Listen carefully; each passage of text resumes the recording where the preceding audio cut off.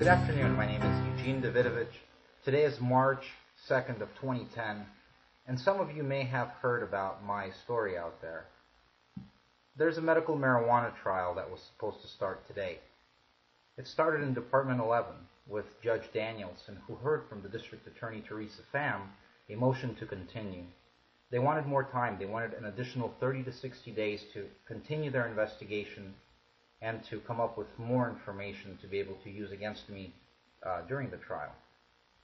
Judge Danielson denied that motion. We opposed it and asked him not to allow that to happen. He heard the district attorney's arguments and he denied it. He assigned us to Department 55, which is Judge So, the presiding judge in that courthouse. Judge So also heard another motion introduced by Teresa Pham, the prosecutor, to continue the trial. That motion was also denied.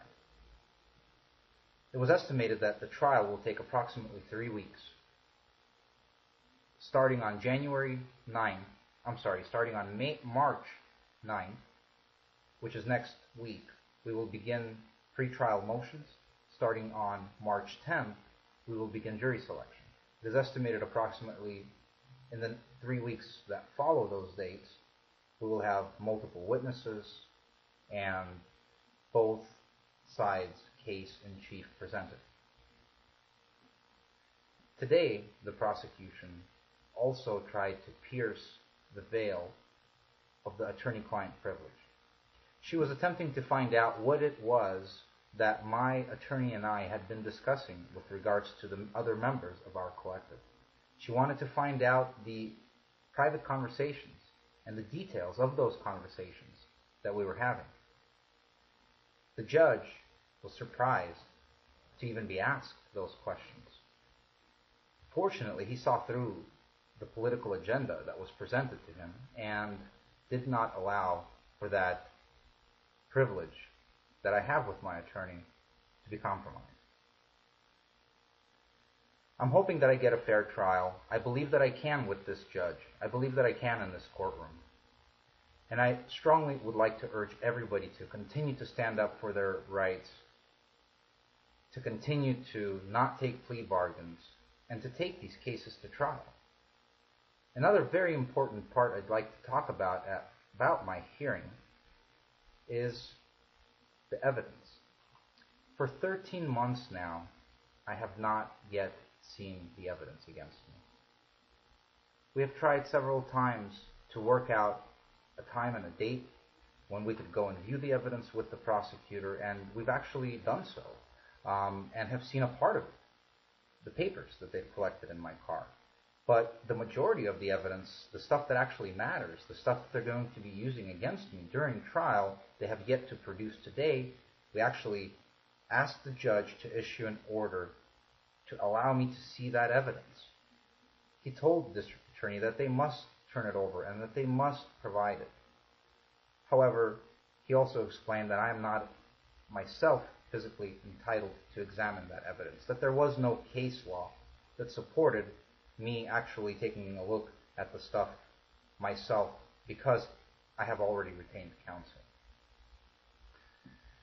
One good thing about today was all of the supporters from San Diego ASA that I saw in court.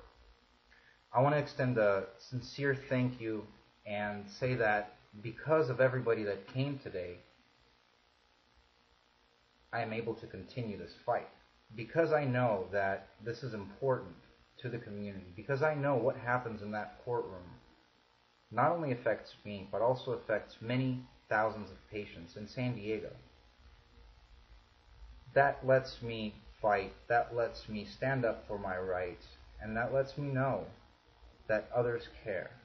So all of the members of San Diego ASA that were there, and all the people that came to support me today, thank you for coming.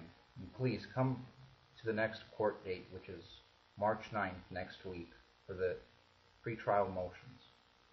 And I also would like to extend a very special thank you to both of my attorneys, Bahar Ansari, who has taken on my case pro bono and has worked tirelessly to help me every single day for the last several weeks, and also Mr. Mike McCabe, who has worked tirelessly for the last year on my case and has truly provided exemplary representation.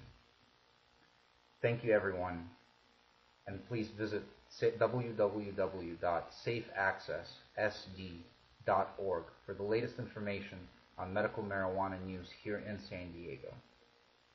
Stop Operation GreenRx.